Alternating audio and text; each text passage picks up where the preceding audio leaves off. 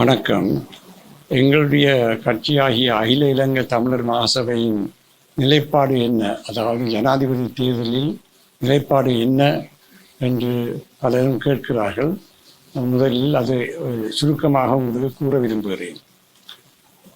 ஜனாதிபதி தேர்தலில் வருவதற்கு முன்னர், இந்த தேர்தலுக்கு முன்னர் நாங்கள் ஜனாதிபதி வேட்பாளர் யாரை ஆதரிப்போம் என்பதில் நாங்கள் ஓரளவு தெளிவாகத்தான் இருந்தோம்.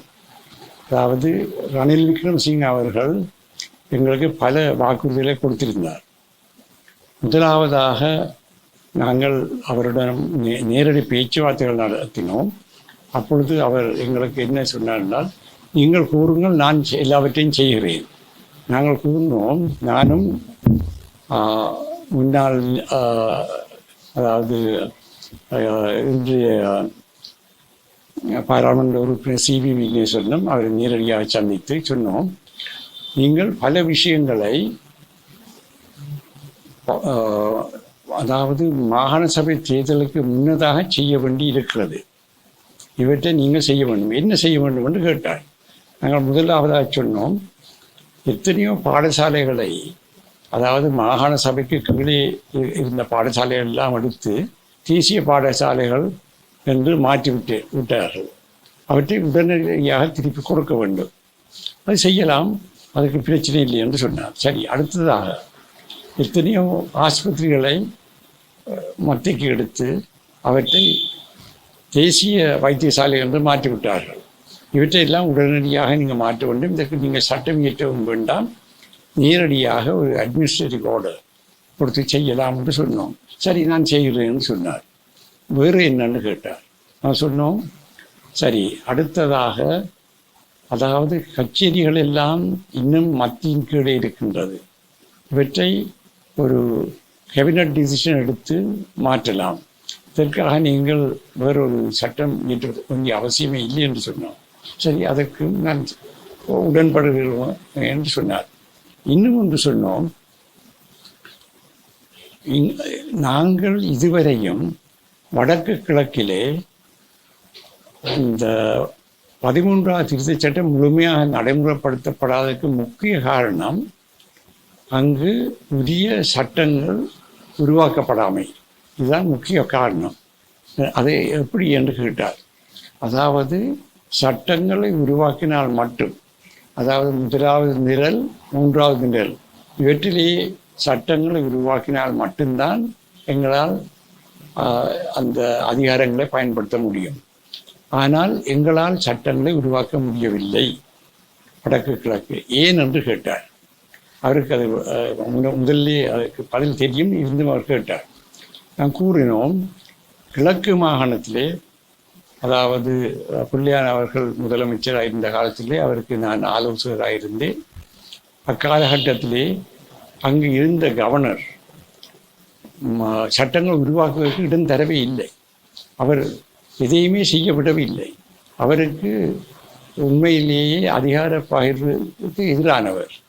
அவர் 9 சட்டங்களை நாங்கள் மற்றவர்களை கொண்டு உருவாக்கியும் அவற்றிற்கு பணம் கொடுக்க முடியாது என்று சொல்லி அதை நிறுத்திவிட்டார். அப்படி கூறும் பொழுது நாம் என்ன கூறுகிறோம் என்றால், ஒரு 10 சட்டங்களாவது கிழக்கு மாநிலத்திலே உருவாக்கப்படவில்லை. இதுதான் எங்களுடைய நிலைமை. சரி, வடக்கிலே என்ன நடந்தது? வடக்குக்கு நீங்கள் எனக்கு ஆலோசகராக வாருங்கள் என்று சி.வி. விக்னேஸ்வரன் எனக்கு அழைப்பு விடுத்திருந்தவர். நானும் அதற்கு தயாராகத்தான் இருந்தேன். அப்பொழுது அவர்களுடைய கட்சியை வழிநடத்துபவர் உண்மையாக கட்சியில் இருப்பவர்கள் அல்ல, ஒரு திருத்தந்தை. நான் பேரை சொல்ல விரும்பவில்லை, ஒரு திருத்தந்தை. அந்த திருத்தந்தை கூறியிருக்கிறார் கட்சி தலைவருக்கு, நான் ஒரு ஆலோசகரை முதலமைச்சர் சி.வி. விக்னேஸ்வருக்கு தருவேன், அவரை கொண்டு எல்லாவற்றையும் செய்யலாம் என்று. அவர் யார்? ஆஸ்திரேலிய சமஷ்டி போலீஸிலே ஒரு உத்தியோகத்தர். நான் வேணுமென்றால் பேரையும் சொல்ல தயார், ஆனால் பேர் சொல்ல வேண்டிய அவசியம் நீங்கள் கண்டுபிடிக்கலாம். அவர் அங்கு இருந்து இங்கே வந்தது எதற்காக? ஃபீல்ட் ஸ்டடீஸ் செய்கிறாராம், PhDக்கு என்று சொல்லிவிட்டு முதலமைச்சருடைய வீட்டிலே ஒரு அறையில் இருந்து கொண்டு முதலமைச்சர் எதையுமே செய்யாமல் பார்த்து கொண்டார். ஏனென்று சொன்னால் அந்த திருத்தந்தைக்கு தேவையாக இருந்தது 13வது திருத்தச் சட்டத்தில் எதுவுமே கிடையாது என்று உலகத்துக்கு காட்ட வேண்டும். இது எங்களுடைய தவறு. எங்கள் மத்தியிலே இப்படியான விஷயங்கள் நடைபெற்றிருக்கின்றன. சரி, அப்போ வடக்கிலே சட்டங்கள் 10 சட்டங்களும் உருவாக்கப்படவில்லை, கிழக்கிலும் 10 உருவாக்கப்படவில்லை. ஆனால் மேற்கு மாகாணத்திலே 70 சட்டங்களை உருவாக்கி இருக்கிறார்கள் என்று சொன்னால் நீங்கள் நம்பிவிடலாம். மேற்கு மாகாணத்திலே, வடமேற்கு மாகாணத்தில் 71. அவர்களால் இதை உருவாக்க முடியும் என்று சொன்னால் நாங்கள் ஏன் உருவாக்க முடியாது? அதற்குத்தான் நாங்கள் சொன்னோம், இவற்றையெல்லாம் நாங்கள் இப்பொழுது உருவாக்க முடியும். நீங்கள் விசேட அதிகாரங்களை கொண்டு உங்களாலேயே அவற்றை அதாவது ஏற்றுக்கொள்ள முடியும் என்று நாங்கள் ஜனாதிபதிக்கு சொன்னோம். எப்படி என்று சொன்னால் அதற்கான யாப்பு விதிகளையும் நான் குறிப்பிட்டேன். சரி, அப்படியானால் ஒரு கமிட்டியை போடுவோம், நீங்கள் 5 பேர்களை தாங்கோ, நீங்கள் ஒருவர், இன்னும் 4 பேருடைய பேர்களை தாங்கோ என்றும் தான் கேட்டார். நான் மற்ற 4 பேருடைய பேர்களையும் கொடுத்தார். அவர்களெல்லாம் சாதாரண ஆட்கள் அல்ல. பல்கலைக்கழகத்திலே பேராசிரியராக இருந்த நிர்மலா சந்திரஹாசன் அவர்கள், அதாவது தந்தை செல்வாயின் மருமகள், டாக்டர் நாகநாதின் மகள், அவர் ஒருவர். மற்றது முன்னாள் செயலாளராக இருந்த பத்மநாதன், பின்னர் எஃப்ஏவுக்கு கன்சல்டண்டாக இருந்தவர் அவர். அடுத்து என்ன காணி விஷயத்திலே முக்கிய பங்கு கொண்டு இருந்தவர், மாகாண சபையிலே குருநாதன் என்று மட்டக்களப்பை சேர்ந்தவர், அவரையும், இன்னும் ஒருவர், அவர் இப்பொழுது நாட்டை விட்டு போய்விட்டார், அவர் ஒரு நிதி விஷயத்திலே முக்கியமானவர். அப்படியாக 5 பேருடைய பேர்களை கொடுத்தோம். அவர் சரி, இது நிச்சயமாக எல்லாம் செய்யலாம் என்று சொல்லிவிட்டார். சொன்னது மட்டுமில்லை, அதை சொன்ன பிறகு நாங்கள் இதை இந்திய அரசாங்கத்துக்கும் தெரிவித்தோம். அதன் பிறகுதான் ஜனாதிபதி ரணில் இந்தியாவுக்கு போன பொழுது அவருக்கு பெரிய வரவேற்பும் கிடைத்தது. அங்கே சொன்னார், நான் இவற்றையெல்லாம் உடனே செய்வேன் என்று. ஆனால் திரும்பி இங்கே வந்த பிறகு அவர் எதையுமே செய்ய முயலவில்லை. ஏன் என்று கேட்டால் அதற்கான பதிலும் வரவில்லை. எங்களுக்கு ஒரு கொஞ்சம் சந்தேகம் வந்தது. சந்தேகம் வந்தது என்றால் ராஜபக்ச கட்சி இவற்றை செய்வதற்கு அவருக்கு இடம் கொடுக்கவில்லை என்பதுதான் எங்களுக்கு தெரிய வந்தது. அதற்காக நான் உடனடியாக பசில் ராஜபக்சவை சந்திப்பதற்கு முயற்சி செய்தேன். 5 தடவைகள் முயற்சி செய்தேன். அவர் என்னை சந்திப்பதை தவிர்த்து கொண்டார். 5 தடவையும் தவிர்த்து கொண்டார். அது எனக்கு தெரிந்து விட்டது. அப்படியான ரணில் விக்ரமசிங்க அவர்கள் ராஜபக்ச அவர்களுக்கு பயப்பட்டு கொண்டு செயல்படுவார் என்றால் அவர்களிடம் எதை எதிர்பார்ப்பது? எதிர்பார்க்க முடியாது. எதையுமே எதிர்பார்க்க முடியாது என்றால் தன்னுடைய பதவி போயிடுமோ என்ற ஒரு பயத்திலே இருக்கிறவர். என்றபடியால் நாங்கள் முடிவெடுத்து விட்டோம், இவரால் எதையுமே செய்ய முடியாது. அவர் 13வது திருத்த சட்டம் என்று சொல்லலாம், முழுமையாக நடைமுறைப்படுத்துவது என்றும் சொல்லலாம். ஆனால் நடைமுறைப்படுத்துவதில் எங்களுக்கு சந்தேகம் உண்டு. அவர் அப்படியானால் வேறு யார் என்று அடுத்த கேள்விக்கு வருகிறது. உங்களுக்கு தெரியும், இந்த வடக்கு கிழக்க பிரிப்பதற்கு முக்கிய காரணகர்த்தாக்களை இருந்தது ராஜபக்ச அவர்களும் ஜேவிபி கட்சியினர். ராஜபக்ச அவர்களை வெல்ல வைத்ததே, அது உங்களுக்கு தெரியும் யார் வெல்ல வைத்தவர்கள் என்று நான் சொல்ல வேண்டியதில்லை. தமிழர் தரப்பில் ஒரு தரப்பு அவரை வெல்ல வைத்தது. அவர் கட்சி ஒன்று வந்த பிறகு முதல் வேலையாக ஜேவிபி ஒரு வழக்கு தொடர்ந்தது. அந்த வழக்கில் என்ன, வடக்கு கிழக்க பிரிக்க வேண்டும் உடனடியாக. இப்பொழுது அவர்கள் சொல்கிறார்கள் 13வது திருத்த சட்டத்தை நாங்கள் உங்களுக்கு நடைமுறைப்படுத்துவோம். இதே அவர்கள் இந்திய இலங்கை ஒப்பந்தம் கையொப்பமிடப்பட்ட பிறகு என்ன செய்தார்கள்? அதற்கு எதிராக யுத்தத்தை உருவாக்கினவர்கள் அவர்கள் எந்த காலகட்டத்திலும் தமிழ் மக்களுக்கு அதிகார பகிர்வை கொடுக்க போவதில்லை. அதுவும் அக்காலத்திலே எங்கள் சனத்தொகை பெரியதாக இருந்த, இன்று தமிழ் மக்களுடைய சனத்தொகை 17 லட்சத்துக்கு குறைந்துள்ளது. நான் தமிழ் மக்கள் சொல்லும்பொழுது வழக்கு கிழக்கு மட்டுமல்ல மலையத்தையும் சேர்க்கின்றேன். 17 லட்சத்துக்கு குறைந்து விட்டது. இந்த 34-35 லட்சமாக இருக்க வேண்டிய சனத்தொகை 17 லட்சத்து குறைந்து விட்டது. இந்த நிலைமையிலே நாம் எப்படி சொல்ல முடியும் இவர்களுடைய அதிகார பகுதி நமக்கு கிடைக்கும், நாம் அவற்றை கொண்டு நடத்தலாம் என்று? அவர்களை நம்பவே முடியாது. அப்படியானால் வேறு யாரை நம்பலாம்? இப்பொழுது நான் உங்களுக்கு கூறிவிட்டேன்,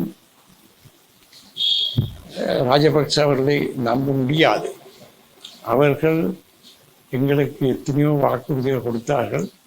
அப்பொழுது கூறினது என்ன என்றால், ஆரம்பத்தில் 19ஆம் ஆண்டிலே எங்களுக்கு கூறினார்கள், பசில் ராஜபக்ச அவர்களும் பவித்ரா வன்னியாரச் அவர்களும் GL பீரிஸ் அவர்களும் கூறியது, நாங்கள் உங்களுக்கு 13ஆம் திருத்த சட்டத்தை முழுமையாக நடைமுறைப்படுத்தி தருவோம் என்று கூறினார்கள். இன்று அவர்களுடைய கொள்கை அப்படி அல்ல. காரணம், GL பீரிஸ் அவர்களுடன் இல்லை. அதுதான் அந்த உள்ள வித்தியாசம். GL பீரிஸ் அவருடன் இல்லை. இந்த GL பீரிஸ் யாருடன் இருக்கிறார்கள் என்று பார்த்தால் சஜித் பிரேமதாஸ் அவர்கள் தான் இருக்கிறார். இந்தபடியால் எங்களுக்கு ஒரு நம்பிக்கை உண்டு. சஜித் பிரேமதாஸை நம்பலாம், அவர் கூறுவதை நம்பலாம் என்று ஓரளவு அந்த நம்பிக்கை எங்களுக்கு இருக்கிறது. அவருடைய தகப்பனார் சில விஷயங்களை ஆரம்பத்திலே பிடித்து விட்டார் என்று உங்களுக்கு பலருக்கு தெரியலாம். அதற்கு நான் ஒரு விளக்கம் கொடுக்கலாம். அவர் வந்து ஜனாதிபதியாக வந்த காலகட்டத்திலே அவர் எல்லா விதத்திலும் உதவி செய்வதற்கு தயாராகத்தான் இருந்தார். இல்லை, சட்புட்டு எல்லாவற்றையும் செய்து கொண்டே இருந்தார். ஆனால் அவரிடம் யாரோ ஒரு வல்லரசு போய் சொல்லிவிட்டது, நீங்கள் இதை செய்ய வேண்டாம், நீங்கள் இதற்கு எதிராக யுத்தம் புரிகிற தமிழர்களுக்கு உதவி செய்யுங்கள், அவர்களுக்கு ஆயுதம் கொடுப்பதற்கு நீங்களும் உதவி செய்யுங்கள் என்று சொல்லிவிட்டார். அவரும் முட்டாள்தனமாக உதவி செய்ய வழிகிட்டு கடைசியாக தன்னுடைய உயிரையே மாய்த்து கொண்டார். ஆனால் அவர் ஆரம்பத்திலே நம்பக்கூடிய முறையிலே தான் செயல்பட்டார். அவருடைய மகனும் அவ்வாறு செயல்படுவார் என்ற நம்பிக்கை எங்களுக்கு உண்டு. இவ்வாறாக பார்க்கும் பொழுது ரணில் விக்ரமசிங்க, சஜித் பிரேமதாச, மற்றது மூன்றாவதாக சொன்னே AVP, அவருடைய என்ன பேரில் இப்போ இயங்குகிறார் என்றெல்லாம் முக்கியம் அவர்கள் தான். இவர்களிலே நான் ரணில் விக்ரமசிங்க அவர்களை நம்பவே மாட்டேன் என்றால், அவர் பயத்திலே தன்னுடைய காலத்தை செலவழித்தவர். அவர் ராஜபக்ச அவர்களுக்கு பயந்தவர். ஆனால் சஜித் அவர்கள் அப்படி அல்ல. என்றபடியால் அவர்களை நாங்கள் ஆதரிக்க வேண்டும் என்பதுதான் எங்களுடைய கட்சி கொள்கையாக இருக்கின்றது. அது ஒரு புறம் இருக்க, அப்படியான புது வேட்பாளர் பற்றி உங்களுடைய கொள்கை என்ன, நீங்கள் என்ன கூற விரும்புகிறீர்கள் என்று கேட்பதற்கு பலர் இருக்கிறார்கள். எனக்கு அதை கேட்டவுடன் எனக்கு சிரிப்புத்தான் வருகிறது. ஏனென்று சொன்னால், கோட்டபாய அவர்கள் ஜனாதிபதியாக வந்த காலத்திலே அவர் ஜனாதிபதியாக தேர்தல் நிற்க போகும் காலத்திலே எனக்கு ஒரு தொலைபேசி அழைப்பு வந்தது, புலம்பெயர் தமிழர் மத்தியிலிருந்து. நான் எந்த நாடு என்று சொல்ல விரும்பவில்லை, ஆனால் ஒரு முக்கியமான நாடு அங்கிருந்து வந்தது. அவர் சொன்னார்கள், நீங்கள் தமிழ் வேட்பாளராக தேர்தலில் நில்லுங்கள், உங்களுக்கு எவ்வளவு பணமும் தரலாம் என்று. நான் சொன்னேன், எனக்கு ஒரு சிரிப்பு வந்து, இந்த பணத்துக்கு தான் நான் இருக்கிறேன் நினைச்சீர்களா? நீங்கள் எனக்கு ஒரு பதில் சொல்லுங்கள். நான் ஒரு தமிழன், ஒரு தமிழ் வேட்பாளராக ஜனாதிபதி தேர்தலில் நிற்பதனால் தமிழ் மக்களுக்கு என்ன நன்மை கிடைக்கும் என்பதை நீங்கள் எனக்கு விளங்கப்படுத்த வேண்டும். அதை உடனடியாக விளங்கப்படுத்த வேண்டியதில்லை, 24 மணி நேரத்தில் விளங்கப்படுத்துங்கள். அந்த விளக்கத்தை நான் ஏற்றுக்கொண்டால் சரி, நான் கேட்குவேன், நீங்கள் செலவழியுங்கள். இல்லை, அதை ஏற்றுக்கொள்ளாவிட்டால் அவ்வளோத்தோட கைவிடுவோம் என்று. அவர்கள் எனக்கு விளக்கம் கொடுக்க வரவில்லை. அதுக்கு பிறகுதான் உங்களுக்கு தெரியும், சிவாஜி லிங்கத்தை போட்டவர்கள் அதே ஆட்கள் தான் இன்றைக்கு பொது வேட்பாளரை போட்டிருக்கார் என்பது பலருக்கு உங்களுக்கு தெரியாது. அதுவும் என்ன, சிவாஜிலிங்கமும் 13வது திருத்தச் சட்டத்தை எதிர்த்தவர், இப்போ இவரும் 13வது திருத்தச் சட்டத்தை எதிர்க்கிறவர். 13வது திருத்தச் சட்டத்தை தவிர எங்களுக்கு இந்த காலகட்டத்தில் வேறு எதுவுமே கிடைக்கப் போவதில்லை. அதுவும் இல்லாமல் போகிற நிலைமை வந்துவிட்டது.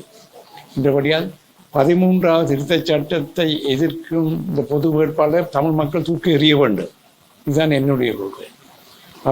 தமிழ் மக்கள் ஒரு வாக்கு கூட அவருக்கு போடக்கூடாது. அது முதலாவதாக நான் சொல்லுவேன். அப்போ உங்களுடைய வாக்குகளை நீங்கள் ரணில் விக்ரமசிங்கே என்று சிந்திக்கலாம், இல்லை சஜித் என்று சிந்திக்கலாம். நாங்கள் கூறுவோம் சஜித்தை நம்புவது எங்களை கூட நம்ப முடியும் என்பது. இதுதான் எங்களோட நிலைப்பாடாக இருக்கிறது.